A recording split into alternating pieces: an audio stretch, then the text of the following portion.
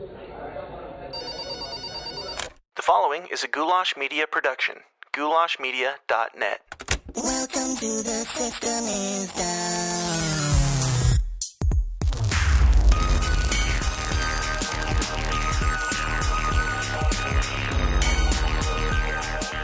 Well, what's up, downers, freaks, weirdos, all you delightfully wonderful, strange people who enjoy the less comfortable things in life. Welcome back to the least comfortable show on the web. This is The System is Down, of course, your place for all the uncomfortable topics, all the uncomfortable conversations on things like conspiracies, politics, and religion. This is the place where you come if you're only offended by people who get offended by things, because nothing is off the table here. Speaking of tables, we've got a delightful conversation for you today about food. We're talking about the carnivore diet, and I know dietary, dietary topics aren't typically our go-to source of conversation for this show, but this one is a little bit controversial, actually, out there, because it requires devouring a lot of what PETA would call individuals, you could say. If you're new to the show, welcome. It's a pleasure to have you. Go find the person who invited you. Give him a hashtag #MeToo, kiss on the mouth, and a slap on the rear from you and from me, because you are going to enjoy this, and I'm going to enjoy having you here. But we're going to get into the conversation about the carnivore diet here in a moment. I talked to a friend of the show. His name is Bruce Willke Jr. He's got a fascinating story about his experience on the carnivore diet, and I thought it'd be a fun one to chat about. A nice little change of pace around here. But we're going to get into that here in just a moment. Before we do, I got to remind you guys about the Downers Club. The Downers Club is our patron program where you can sponsor the show. You can be a producer of the show, basically.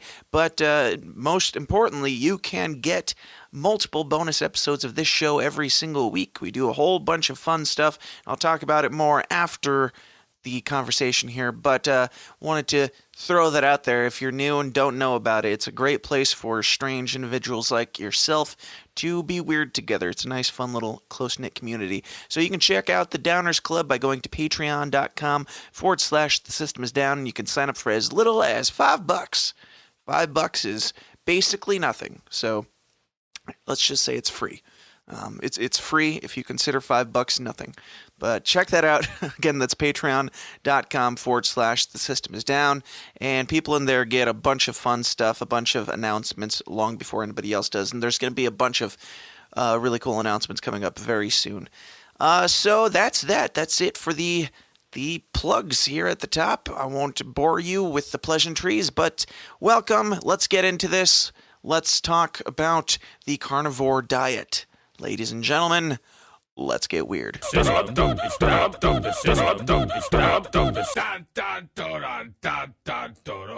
My guest today is friend of the show, Bruce Willke Jr. Bruce, how's it going, man? It's going great. Thanks for having me. Absolutely. Thanks for coming on. Good early morning on a Wednesday, and we're going to talk about some carnivore diet today, a new some would call a fad diet and possibly a risky diet, but we'll get into all the details of that here to come. Bruce, why don't you give a little bit of background on you? And I always like to get people's their history and everything, even if it has nothing to do with the topic. Just give us a little background on you and what your life was like growing up. Sure. So, I come from a pretty middle-class sort of family, pretty normal upbringing for the most part, from the East Coast. I went to college to study music. I did not finish. I got married and moved to the West Coast to pursue a career in technology and software development. So I've been working for about 11 years in different operational IT, software development, DevOps, things like that, mostly cloud infrastructure at this point. And I've always been kind of like a bigger kid, kind of like a chunky kid. I did sports and things like that, but I've always been kind of a bigger dude. So, this sort of led me into more diet-specific things a little later. But I basically play music now for fun. I sit in a lot of different churches and things like that. And then I have a couple of kids. and do a lot of geeky software things for my job and for fun. So, Sure. that's kind of me in a nutshell. Sure. Now, as somebody who went to school for an education in music, do you feel like it was your moral obligation to drop out early because that's what musicians do? Yeah, to be fair, like nobody should have given me loans to do that degree. It's a horrible idea. It doesn't pay well. It's not a good return on investment for them. There were a lot of reasons why that didn't work out, but it became a job, right? Music is Right. always fun for me, but when you're in school and it's 12 classes a day and it's 6 ensembles and things like that, it becomes quite difficult to manage. Sure. Yeah, not necessarily designed for the musician brain to sit through 12 hours of classes a day. Yeah, it's not the greatest for that, that's for sure. Yeah. But I mean, there's some value in it. Sure. Were you going for like audio engineering or like performance? Initially, it was music education, Okay. which was kind of basically like the only way I could imagine making a living as a musician. And then I changed it to music performance because I was like, well, I'd been doing some opera and things like that there, so I was like, maybe I can go this route because education seems like a nightmare. Sure. And then I just left. Maybe I'll try this. Maybe I'll try nothing. Maybe I'll go work for Ben's or something. Yeah, I ended up working for the school actually in their IT department. So it's like, well, I could be making a living here, or I could be spending money and going into debt. So Right. that was probably a better idea. Very cool. Now, you said that you were always a kind of a bigger kid, kind of a chunky kid. That obviously leads us into the topic that we're here to discuss, the carnivore diet. To give a little bit of insight on that and how you discovered it and what it is, and take it away. Yeah, it's an interesting story, I guess. We can kind of go back a little bit. So in college, at the age of 18, I was diagnosed with something called ulcerative colitis, which is really similar to Crohn's disease. It's an autoimmune disease that attacks your colon. I dealt with that. Many flares and issues, and in and out of the hospital for probably a decade, about 9 years of that. And I was also big in as a result, right? So I was a 380-pound dude. I'm only 5'7". Like, that's pretty big for a short guy. Sure. And I was on tons of medications for that. So I finally had surgery to remove that colon, and that pretty much fixes the problem. But now I had a newfound taste for food again because it didn't hurt me to eat, right? Sure. So I was still big when I had active ulcerative colitis, but I even gained even more weight. And I peaked out at about 385 or so because I was able to eat whatever I wanted, right? And so at that point, like, I was like, man, I saw photos of myself, and I was like, boy, this is really getting out of control. So I started looking at this thing called the keto diet, and I really got into that because I'm a big Redditor, right? So I was reading in keto and Lose It and those subreddits. And I tried that out, but it was too easy for me to deviate from the keto diet because basically what happens in that diet is at least for a lot of people, they create replacement foods, right? So they're like, here's a food you used to love, like cheesecake, Right. but we're going to create this in a low carb and low sugar way so that you can have your cake and eat it too, so to say. Well, that doesn't work too well for somebody that has a problem with eating in moderation. Sure. And it basically feeds those cravings that you have. So it's easy to just be like, well, I could have a cookie today. That's not going to hurt me. And then you're like 7 cookies in, and you're like, Right. well, F it at this point. So I was watching Rogan as I usually did, and there was he kind of talked about like doing interesting things like sober October or taking a month and trying to abstain from something. So my initial goal was to do no dairy January, right? That's what I was like, I'm going to try that out. Then I was watching Sean Baker sometime in December, and I was like, Dr. Sean Baker makes a lot of points. And he mentioned people that have ulcerative colitis and an ileostomy, which is what I have. And I was like, wow, nobody ever talks about that. And so he must know what he's talking about when it comes to the GI. So I was like, you know what? I'm already going to do no dairy and that was kind of a big deal for me to not do no dairy, to do no dairy in an entire month. So I was like, well, fine, I'll just do meat for the month of January. Yeah. So Which keto without dairy is almost just meat anyway. Well, I think some people can get by with lots of plant-based oils and things like that, and Right. avocado, etc. But we can get into that. But so I was like, well, let's try this out, man.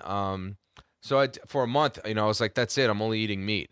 My wife thought it was a little interesting, but she was like, well, let's just see. It's only a month, right? Um, and so I go for a month, and I'm eating pretty much ribeyes, bacon, and that's it for a month. Mm-hmm. Uh, and after a month, I think I had lost about 15 pounds, Nice. and I was feeling amazing. The first week or two was kind of hard because you kind of get these weird headaches and stuff like that because you're adjusting to lack of electrolytes typically. Sure. But then I started to hit this stride, and I started experimenting with different types of meat. So I went like an entire week with just pork, and I felt worse than when I had beef regularly. Yeah. And same with chicken. So I kind of like figured out that that beef and goat and bison were much better for nutrition. And I felt way better having those. So here we are. I've been doing this diet for over a year. I've lost 145 pounds. Wow. In a little over a year. And it's been amazing for my GI health. Like everything feels much more manageable. I just had another surgery to remove the rest of the GI that had to be done anyway. And I'm recovering incredibly fast from that. My last surgery took me months to feel normal. I've been recovering within 3 weeks or so, a lot faster. Nice. And so I talked to Dr. Baker, and he seems to think that with the amount of protein and lack of inflammation that I have from lack of carbs and sugars, I'll probably heal pretty quickly. And I think he's right. It's definitely happened. So yeah, that's kind of the big picture of all of it. And it's been an amazing journey. But the bigger issue is the social pressure that you get when you're on this diet. Sure. Yeah. Before we get into that, do you take any kind of supplements or vitamins, or is it strictly just the beef? Yeah, so I don't take any sort of vitamins or supplements at all. The only thing I would say that I would take that might be considered some sort of supplement would be salt. So that's I guess a mineral. Mm-hmm. So I do have heavily lay on the salt for what I eat. So I pretty much salt all of the meat that I eat. Since I have lack of a colon, it's easier to get dehydrated than other people. So I really pound the salt in the water. But no, I never take any other vitamins or other supplements or nutritional additives. Okay. What about drink? Do you drink alcohol or coffee or anything like that? So I'll drink coffee, black coffee.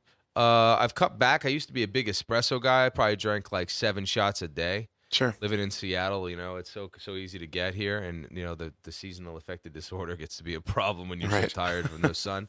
But I basically drink 2 or 3 cups of drip coffee now.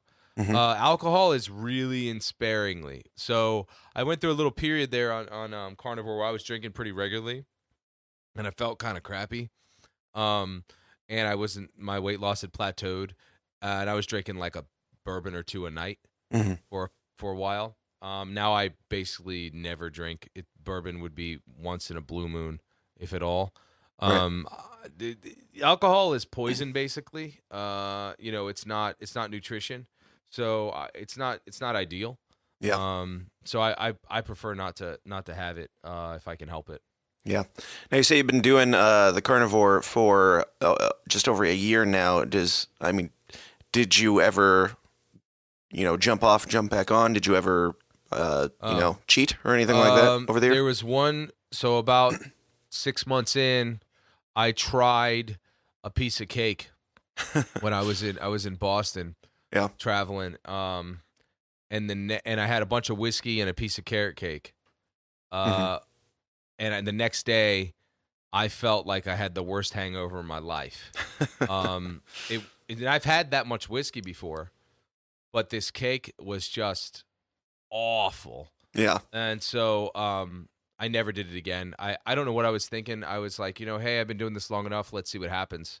Now I know what happens. Basically, you get this like insulin spike and then Mhm. a crash, and I could barely function the next day. It was brutal. Sure. Now, when you're out and about, like traveling and stuff, do you find it challenging to find things to eat, or do you just order hamburger with nothing on it? Yeah. So this is the more interesting thing when you're out and about. I try and eat most of my meals at home or prepare, right, and bring it with me to Yeah. work and things like that. But if I'm out and about, if they have steak on the menu, that's an easy one. I Sure. ask them if they use any marinades. A lot of times they don't. Some places use butter, Hmm. and I'm not too keen on butter, but it doesn't kill me. So if I'm really hungry, I'll eat it. And then burgers and stuff like that, like Wendy's patties are pretty much amazing. They're 100% full beef. Uh, they're cheap. They're $1.50 a piece, and I can eat 4 or 5 of those and be stuffed. Hmm. The other thing that kind of happens in this diet is you get to a point where you might eat like one meal a day because you're so satiated from the fat and the protein. Unless you're like really working out hard, Yeah. um, I can go 18, 20 hours without eating. So if I'm out and about that day and I know I'm going to eat that night, I'll be at home and I'll eat, or the morning I'll eat a big meal and know that I'll be okay all day. So that kind of thing, like I'm able to fast for 2 days. I've done that before with just water. So it's like the problem is you become a bit of a social pariah when people are inviting you places and you're not Right. eating. It's weird. Yeah, I can imagine going out to a fancy restaurant with a group, and you're just ordering a steak, and that is all that is on your plate. Yeah. Yeah. Yeah, it's weird how in society, at least in America, food is like it's like a third party to the conversation. Like if you're not partaking in the food, you're somehow not interacting in the conversation. Like Right. it's odd. Whereas people, I understand that people love to gather around food, but like to me, food is secondary and the conversation, the relationship is primary. But it seems like that it's flip flopped now in our world. Right. Yeah, yeah, that's a good point. Like you get together with people for eating, and 90% of what you're talking about is the food that you're eating. So, Yeah. and you're like, yeah, eating steak. It's a good steak. All right, let's move on. Right. So, and I like to think now that food is fuel at this point. Now, not to say I don't enjoy steak. Like I really think tastes amazing. I love the way it tastes. Hmm. But I think my relationship with food has adjusted significantly with this diet, which is someone like me who had a real problem with indulgence and overeating. Right. Like changing your relationship with food is essential. Yeah. So, do you get sick of the steak? Do you mix it up with different seasonings or anything like that, or is it just the same thing over and over? Well, I use just salt and occasional pepper on steak when I make it. Hmm. I don't get sick of it. One of the things I think happens here's my theory at least. I look forward to eating the steak whenever I do because I don't eat 3 meals a day. Yeah. I'm eating whenever. Basically, the idea is to eat when hungry, stop when full, drink when thirsty. Hmm. So when I'm ready to eat, I'm hungry, and so there's no sort of like, oh, I'm tired of this because I'm so hungry. And Right. You're not going to the be nu- picky because you're hungry. yeah, and the nutrition in steak is just packed with nutrition. So we crave that nutrition. It's just built into us to get this nutrition.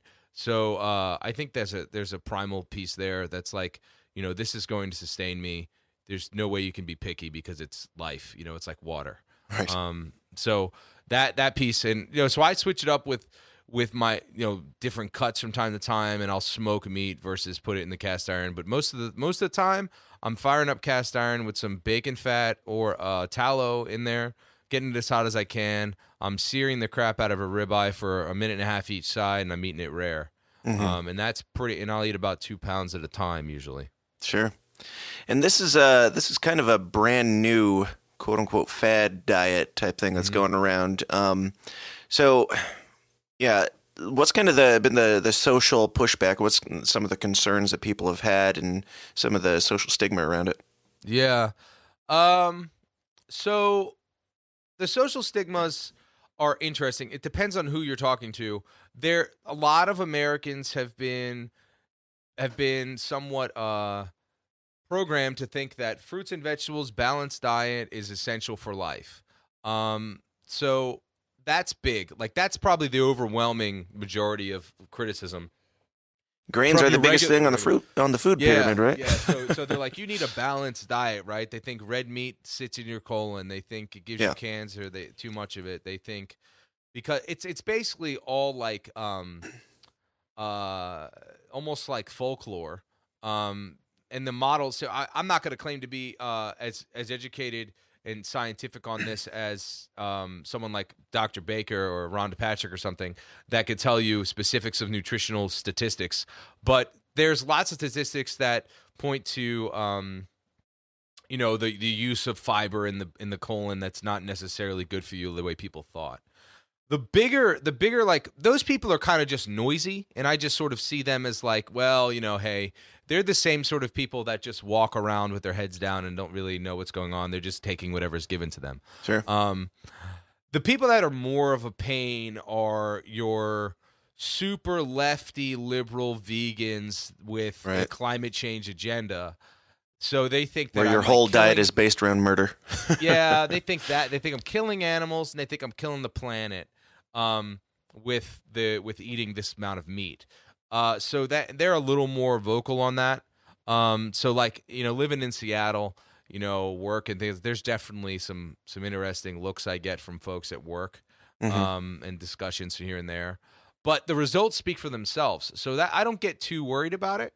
I let people see how my physical health looks, how I feel, my energy, and my performance in the gym. So like the proof is in the pudding, and I am way better of a human being now than I was a year ago, and I can show before and after photos and all of the specifics of how my fat loss versus blood pressure is amazing.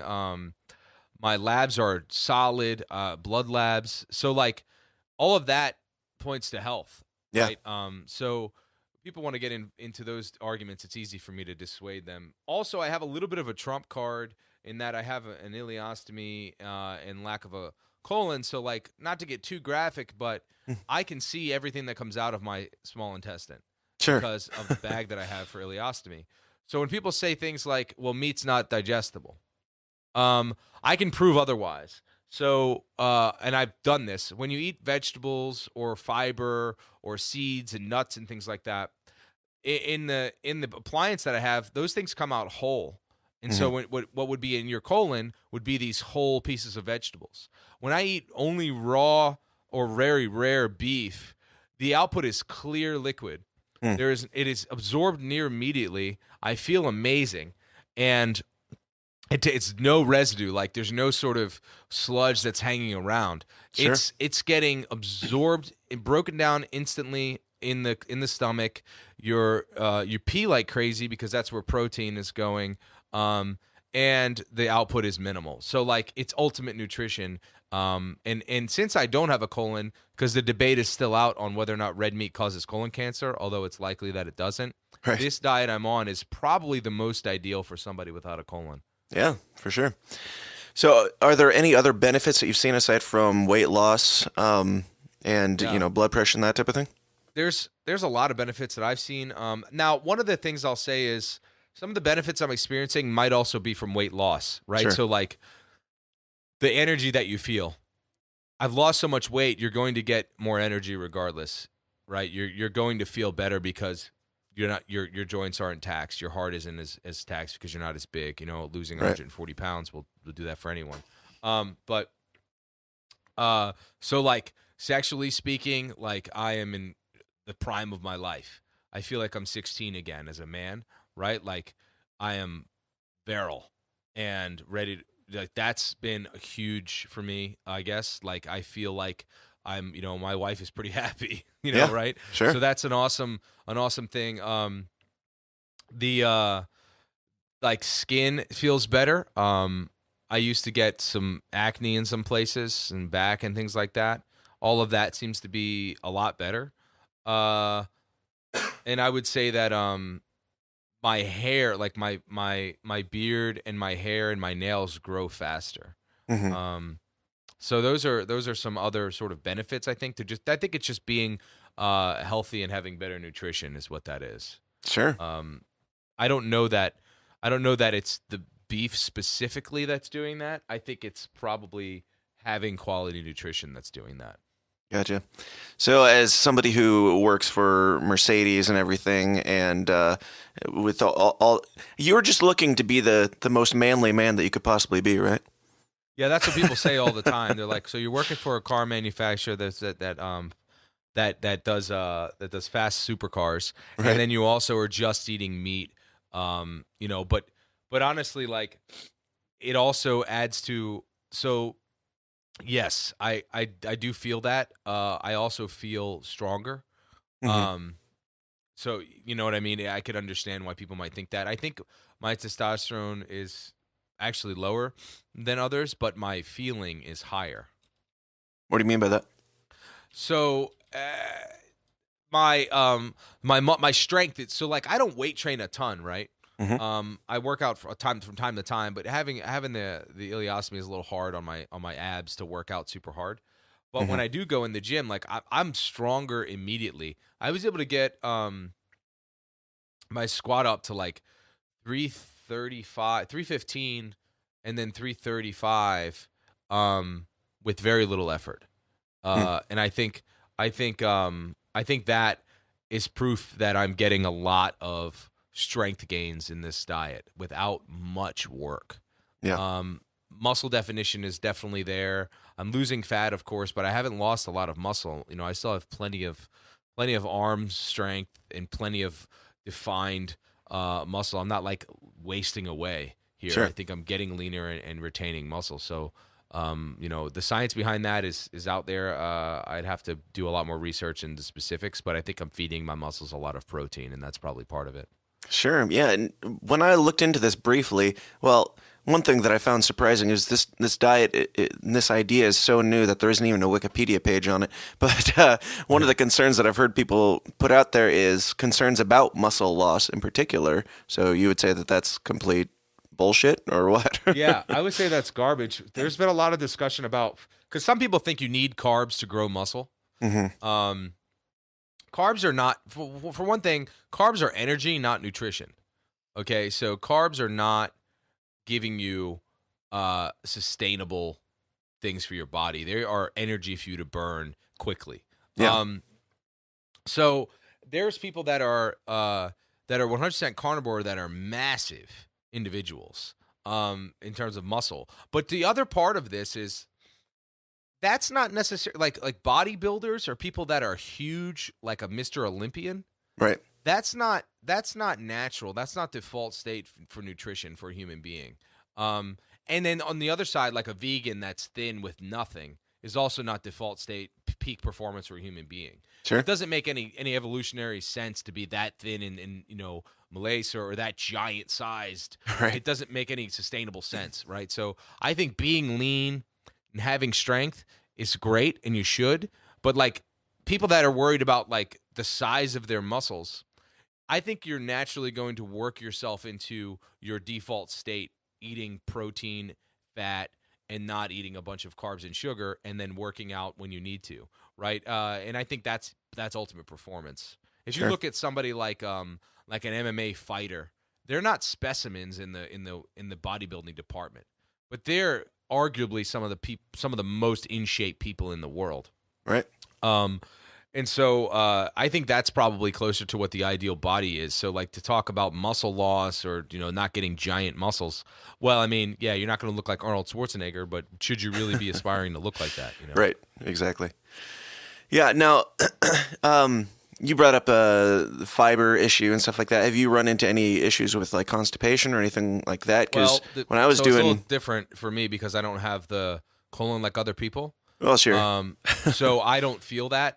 I will say from experience, my wife that's done this diet for a time, she doesn't do the diet now. She did it for a month or so. Hmm. Yes, you will get, so initially you'll get a lot of diarrhea, most people do. Sure. Initially, they just have more movements, but then eventually you move to like going like it's not constipation, but you don't go to the bathroom maybe but every 3 to 5 days. It's pretty common for people. Sure. So like that seems to be a common trend. But what's interesting is like for some reason people are really obsessed with their poop. I don't I don't understand it, but like somehow having giant regular bowel movements with tons of fiber in them seems to be like an indication of health in the world, but Sure. it's not really. It's actually been shown more recently that tons of fiber tends to cause colon cancer more than anything else.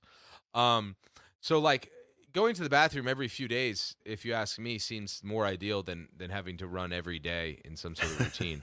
I think people are just really interested in playing games on their smartphone while they're sitting on the toilet for 45 minutes is really what they're missing out on. I mean, you got to admit that one thing that you're missing out on in life is the ability to go to the bathroom and get paid while on the job, That's true. multiple times a day for 15 minutes, getting paid I am to missing shit. that. I miss that. I don't have that that like leisurely, hey, I'm going to the bathroom time. But to be fair, like I feel like, well, this is kind of getting into a different topic outside of just carnivore. This is more like GI disease stuff. But Sure. I feel like a robot because I'm basically just emptying my waste tank. Right. I'm not like go to the bathroom. But honestly, it's awesome because when you have UC or Crohn's, you go to the bathroom 20 times a day with blood and horribleness.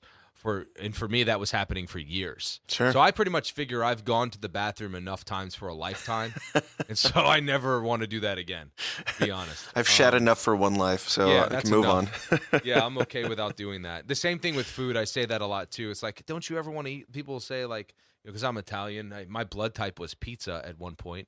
Right? They're like, don't you ever want to eat that again? Like, how are you not gonna? I was like, hey man, I've eaten enough pizza and pasta for multiple lifetimes. Right. I'm not. I overindulge. So at this point, like, I'm not worried about the little bit of mouth pleasure that you get from some carbs. Sure. Yeah.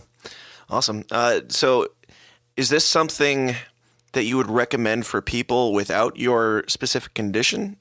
Or yeah, I mean, I recommend it for everyone to try it. I don't get dogmatic about it. If you want to do something else, that's fine. The proof is in how you feel, your body composition, and performance. With tasks that you might do in your life. For somebody with my condition or with Crohn's or any IBD, I would say yes. I would be like, this is what you need to do for sure, because it's an anti-inflammatory diet by default, and the benefits you gain from giving your GI a rest this way is amazing. So I would say somebody with IBD for irritable bowel disease would I would recommend it 100%.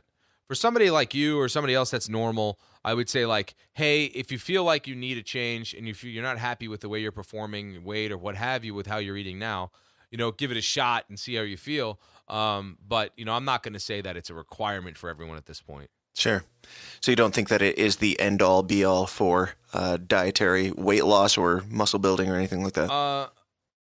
No, it's obviously not the end all be all because people are relatively healthy and get get big and strong in other diets, right? Or get lean and mean in other diets. So obviously it's not the only way to do it.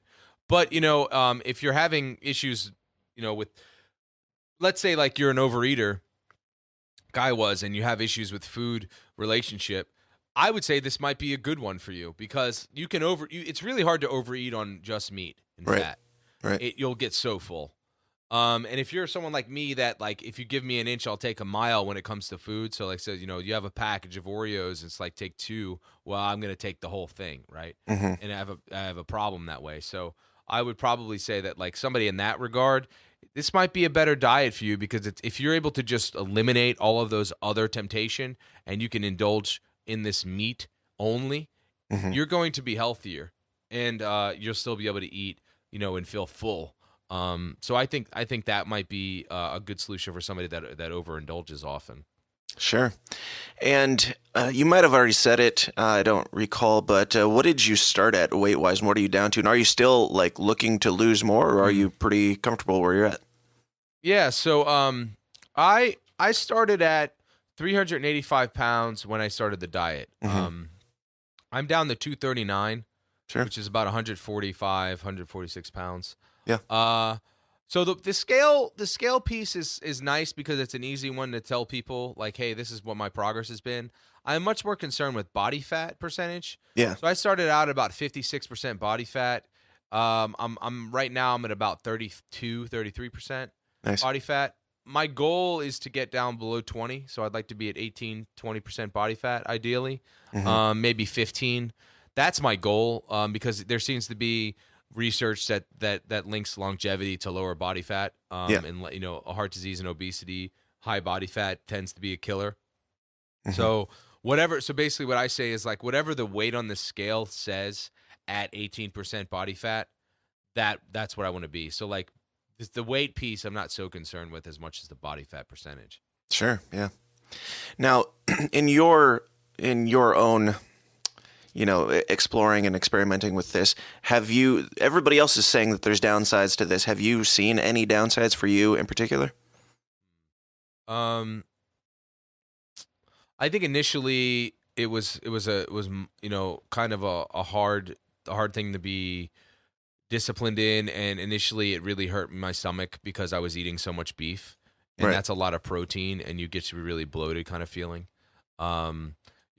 Basically you're reprogramming yourself to think to hunger as opposed to just eating when you want to eat. So that was a downside. The other downside is more practically, if you're eating ribeyes a lot and the rest of your family isn't, your food budget might get weird. Your food budget might get expensive. Yeah. If you're all eating meat, it'd be easy to buy in bulk and save a ton of money. Sure. But if your family's eating a certain way and you're eating this way, I'm spending probably $350 a month on my own food, basically, in addition to everything else that my family buys. Yeah. So, I'm spending that. I could get even less. I could probably go down to about $250 for myself a month. That's still pretty good, I would think, for one person, but it can be expensive. There are other ways to go about it. So that would be a downside.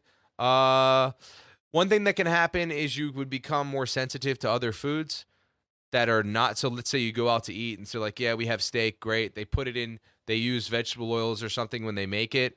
Well, you're going to feel funny and you might even have some issues because you're much more sensitive to other foods at this point. That's happened to me. I can tell when like, I've had, a steak that was cooked in, oil or even butter. I feel kind of funny. Yeah. That's for sure. You definitely get more sensitive. Other downsides, it's the social stuff, right? People think it's weird. And I try not to be like a vegan where I'm just constantly telling people about this diet. Militant douchebag. Yeah, but at the same, it comes up often because people ask about it a lot. So they'll you're going out to eat, and then they say, "Well, hey, why aren't you eating?" Or "Hey, and then you go into it, right?" So it's like it comes up more often than maybe I would like it to. But at the same time, I really love talking about the story that I have because I think it's a great one. But I try not to beat people over the head with it. The other thing is, if you're a judgmental person, which I am, unfortunately, it's easy to look at people and be like, hey, this person is killing themselves. Yeah. Look at what they're eating. So that I have to kind of check that a little bit. And I definitely wish I could get people to listen a little bit. But, I also realize like, because I'm really into, things like politics and conspiracy.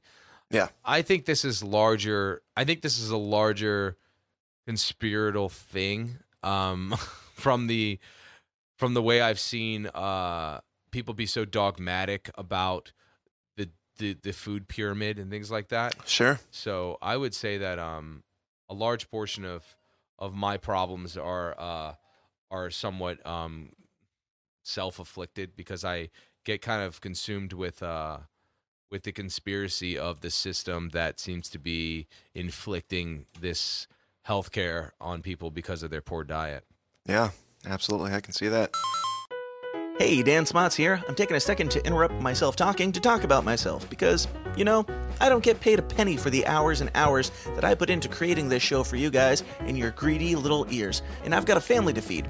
To make that happen, I run my own media business called Goulash Media. If you have a need in anything from video production to graphic design to audio production and beyond, you can get it all for a painfully fair price at Goulash Media. In video, I do weddings, music videos, commercials, pageants, plays, etc., etc., etc. For design, I do photo editing, album art, logos, branding, business cards, merchandise, you name it. For audio, I do engineering, production, editing, jingles, and, well, podcasts. So if you've got a media need of any kind, or if you'd just like to give a little something back and help keep my children fed, check out all the endless options at my website, goulashmedia.net. That's goulash, Goulash, media.net, where we cater to the little guy with the big vision. Okay. Do you have any concerns for yourself personally? I mean, you've had a long enough amount of time that you can kind of see what it's doing to you, and as far as you know, there's not been any downsides. But do you have any concerns about things that you're not noticing, health issues in the future? Well, it's hard to know, right? It's hard to know like what's going to happen in the long term.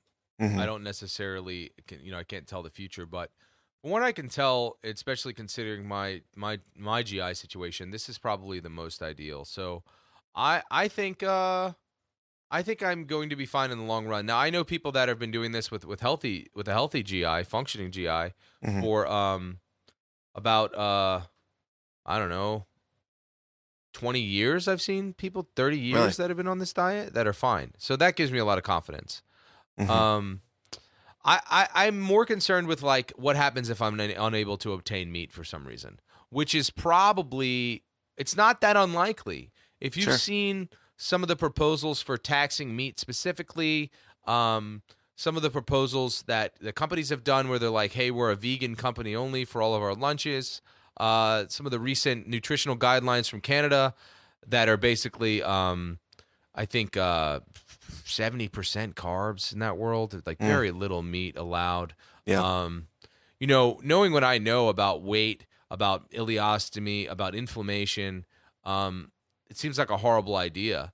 And so I'm much more concerned about that in the long run.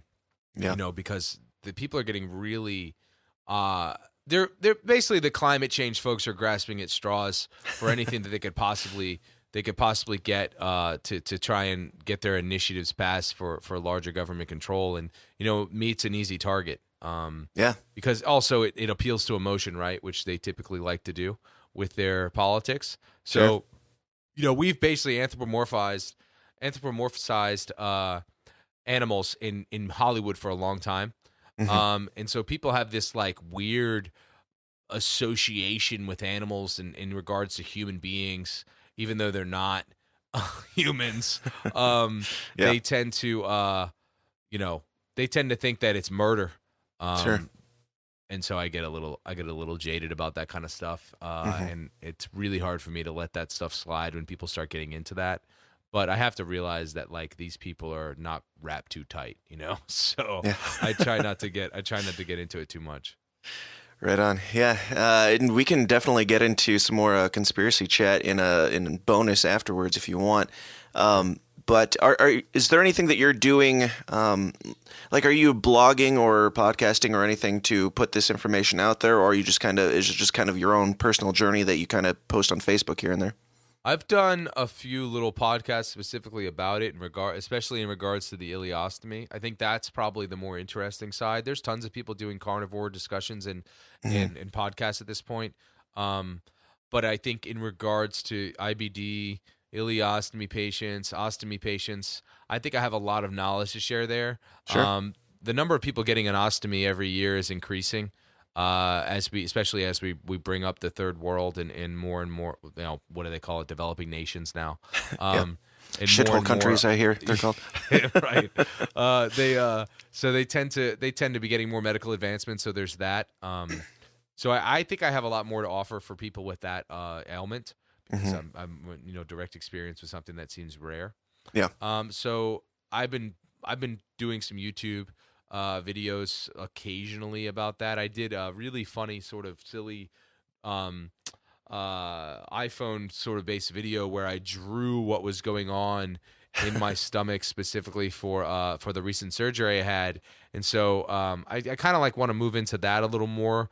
Maybe doing if somebody had an ostomy and they were curious about like losing weight or getting more healthy, I would love to help them with that because I'm kind of passionate about it. Sure. So that's really where I blog and or basically YouTube video, that stuff. Very cool. Very cool, man. Anything else that you want to share? Anything else that people should know about this particular diet before we wrap up? Sure. I would say that like anyone that feels like they could give this a shot, I would say just do it. Set yourself up for success by preparing meals ahead of time, and it doesn't have to be expensive. You could just eat ground beef for a month to see how it goes. It might get old, but if you're trying to reprogram yourself into how you eat and your relationship with food, and you're able to stick to something as simple as just ground beef and eggs or something every day, it might get boring, but I promise you the benefits that you receive in your body composition and energy will far outweigh any sort of temporary mouth pleasure you get from, carbs. Sure. So that's my advice to people. Very cool, man. Tell everybody where they can find out. Is there any like resources or anything that you want to share or anything that you've got going on that people should look into? Great website called meatheals.com, MEAT heals, HEALS.com, for tons of stories and health and performance information and anecdotal stories. And there's so many of them at this point. It seems like it's research. It's not anecdotal. I mean, there's a ton of stories. Check out meatheals.com for specifics. You can find me on YouTube, just Bruce Willke. You can find me there for any sort of specifics on the journey I've been going on. There'll be some other music stuff that I've put up there as well. And I've kind of deactivated the Twitter thing. I might come back and make a specific one for things like this. But check out meatheals.com for carnivore stories, and you'll be pretty surprised. Very cool. Well, Bruce, thanks so much for being here. And also, Bruce is a member of the System is Down forum. So if you want to jump over there and ask him any questions in particular, you should do that at tsidpod.com/forum. That's what it is. It's early here. But Bruce, it's been a pleasure, and thanks for showing up on a early Wednesday morning and sharing your story with us. I appreciate it. Thanks, man. Hey guys, thanks for sticking around to the end. I hope you enjoyed my conversation with Bruce Willke Jr. all about the carnivore diet as much as I did. I found it to be very interesting and a nice little change of scenery around here. It's not something that I consider to be too offensive or dark, but, there are some people in the world that will be offended by anything, and consuming animals is one that, there's a lot of the hipsters and vegans and such that they consider Bruce a murderer. So it just is what it is. That's the world we live in today. Whatever. Maybe I'll change my mind in the future. If there's a vegan out there that wants to try and change my mind, as you know, if you listen to this show, I am open to changing my mind. I am open to exploring different avenues of thought and seeing why people think the way that they do. That's what the show is all about. So, if you have something to say, hit me up. Dan@tsidpod.com is my email address. It'll come straight to me, and I will respond to you directly. Also, you can join the System is Down forum and chat about it in there. Let us know about your dietary issues or your upsetness, your outrage over Bruce only eating cows on a regular basis. That's just a nice little forum. It's currently in Facebook, but it's kind of the anti-Facebook because it's a place where we have these civil, uncomfortable conversations, talk about weird things in the world. Just really fun stuff, but it is also a civil place to have that kind of dialogue. The only rule is don't be a dick. So come on over there. You can find it by searching for the System is Down forum on Facebook, or just go to tsidpod.com/forum. Ask to join. If you look like a human, I'll get you in there right away. But come be a part of this community that we are creating and growing together, changing the world one uncomfortable conversation at a time. I really think that there is value in what we're doing here, in having civil discourse, civil discussions, and disagreements, and just being humans with humans. I think it's really important. So go out and do the same. Do likewise this week. Talk to somebody that you disagree with.